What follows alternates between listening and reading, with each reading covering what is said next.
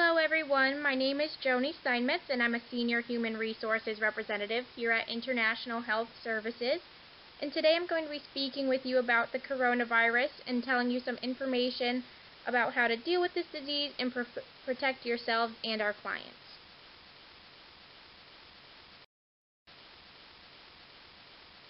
It is the company's goal to make sure our employees know we care about them, and we want to give you all the support we can through education, training, and information about what to do when you or your client is sick, not just with the coronavirus, but a cold or flu as well. First, I want to talk about the coronavirus in general. It is a new disease first identified in China in December of 2019, and it has been found in almost all the countries in the world, in all the states in the United States at this point. The Center for Disease Control and Prevention, the CDC, and local, state, and federal governmental agencies are making and implementing plans for the coronavirus taken from what has worked well in the past for the swine flu and HIV.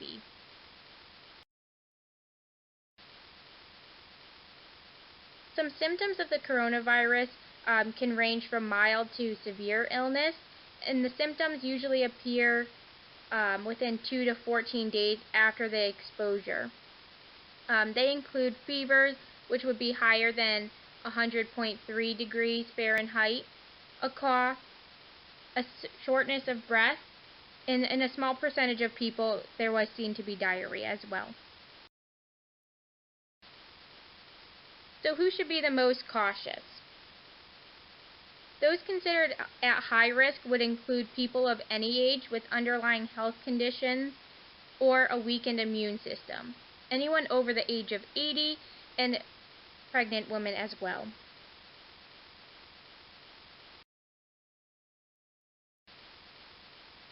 So there are some steps we can take to prevent contracting coronavirus. While there is currently no vaccine for the prevention of COVID-19, the best way to prevent getting sick is from avoiding being exposed to the virus. There are many ways to do this. Some of them include the following. The recommendation is to stay 6 feet away from people when in public. Washing your hands for 20 seconds with plenty of soap and water. Avoid touching your eyes, nose, and mouth. And to stay home when you are sick.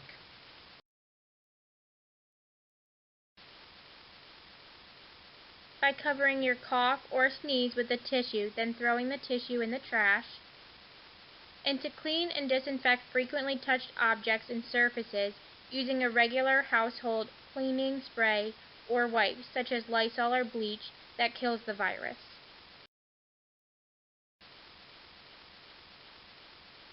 It is not recommended by the CDC that people who are well and healthy wear a face mask. The face mask should be worn by people who show symptoms of COVID-19. Again, I cannot say at this time enough to wash your hands often with soap and water for at least 20 seconds, especially after using the restroom, before eating, after blowing your nose, after coughing or sneezing, and whenever changing gloves.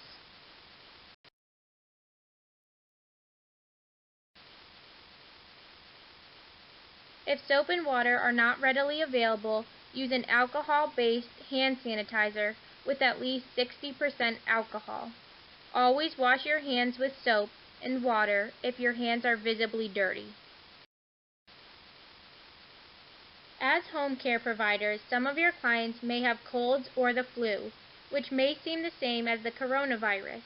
If you go to a client's home and they are sneezing, coughing, or have a shortness of breath, contact your coordinator immediately. Keep the patient as isolated as possible.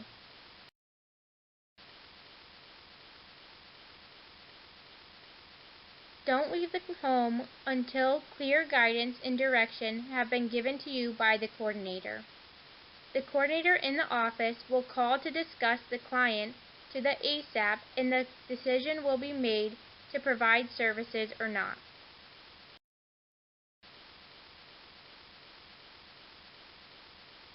If the client does not have a fever of 103 degrees Fahrenheit or higher, and or hasn't been in contact with anyone who's traveled recently, the coordinator may tell you it's okay to stay and give services that you are scheduled to do. If the client refuses services, report to your coordinator immediately. This is very important. For personal protective equipment, it is available at the office, and this is the same as it's always been. The CDC recommends the universal use of standard precautions when caring for any client. You receive training about this when you were hired and annually by the company. If you remember, in the training we talked about how important it is to do standard precautions at all times. We often give the example of HIV patients and how we don't know if a client you take care of has HIV or not. But if you use standard precautions, you are safe and protected from getting HIV. Coronavirus is the same and just as important. Standard precautions are based on the principle that all blood, body fluids, secretions, excretions, except sweat, non-intact skin, and mucous membranes may contain transmissible infection agents, such as viruses. Gloves should be worn at all times when providing personal care. Wash your hands before and after wearing gloves. Masks and gloves will be used only if you are taking care of a client with a sickness such as the flu, and the nurse will review how to properly use and dispose of them whenever they are needed.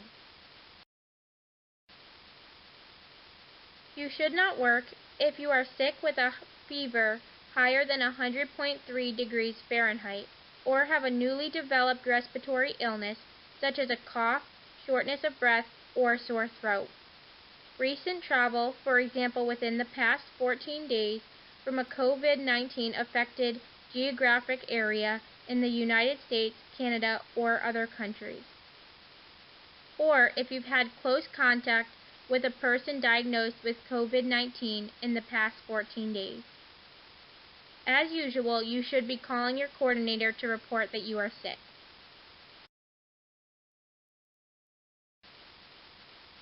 We would like to remind our employees that the basics still hold. We encourage our employees and patients to get the flu shot. It's not too late to get one. You should be washing your hands often throughout the day, and if warm running water and soap are not available, use an alcohol-based hand gel. And we'd like to remind you to use your cough etiquette, coughing into your elbow or tissue.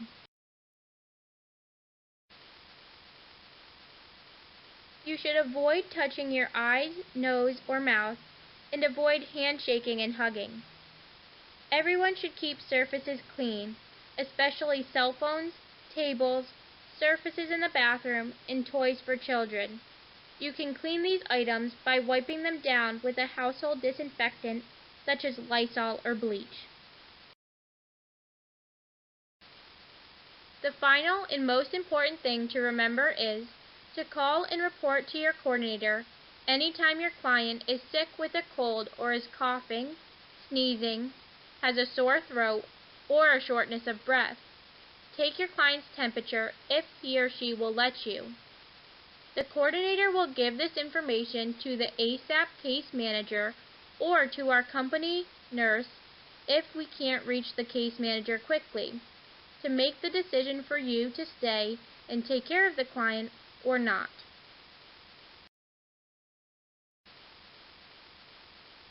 In most cases, it is when the client has a fever of 100.3 or higher that it is most likely the client could have COVID-19, and you should not take care of them.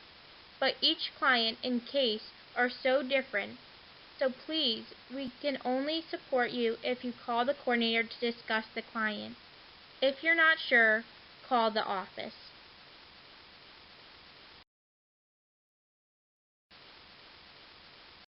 Our information is based on the CDC.gov website, and here is some more information if you are looking for more. Thank you so much, and have a great rest of the day, and stay healthy. Thank you.